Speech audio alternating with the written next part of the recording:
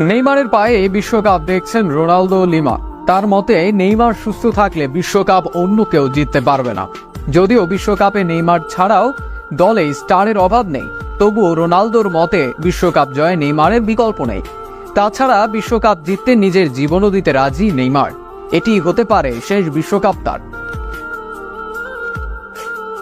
বিশ্বকাপ শুরু হয়নি, এখনো কোনো দলও ঘোষণা হয়নি, তবে ঠিকই ঘোষণা হচ্ছে বিশ্বকাপের দাবিদারদের নাম।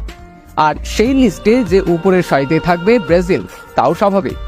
অবশ্য ব্রাজিলকে বিশ্বকাপ জিততে হলে নেইমারকে সুস্থ থাকতে হবে বলে মনে করেন রোনালদো লিমা। রোনালদো সবসময় বলে আসছেন যে ব্রাজিলকে বিশ্বকাপ জিততে হলে নেইমারকে ভালো খেলতে হবে, ভালো থাকতে হবে। নেইমার যেন ফিট অবস্থাতেই কাতারে যান, সেই বিষয়টির ওপর গুরুত্ব দিচ্ছেন তিনি। সম্প্রতি আরও একটি সাক্ষাৎকারে একই কথা বলেছেন ব্রাজিলের সাবেক এই লিজেন্ড। তিনি বলেছেন, ব্রাজিল যে কোনো প্রতিযোগিতায় ফেভারিট হিসেবে খেলতে যায়। আমি মনে করি যদি নেইমার 100% ফিট থাকে এবং বিশ্বকাপে মনোযোগ দেয়, তাহলে আমাদের বিশ্বকাপ জেতার ভালো সুযোগ রয়েছে। তিনি আরও বলেন, আমাদের দলটির দুর্দান্ত প্লেয়ার রয়েছে। যদি নেইমার বিশ্বকাপে ভালোভাবে পৌঁছাতে পারে, তাহলে সেই পার্থক্য গড়ে দেবে এবং আমাদের সম্ভাবনা বৃদ্ধি পাবে।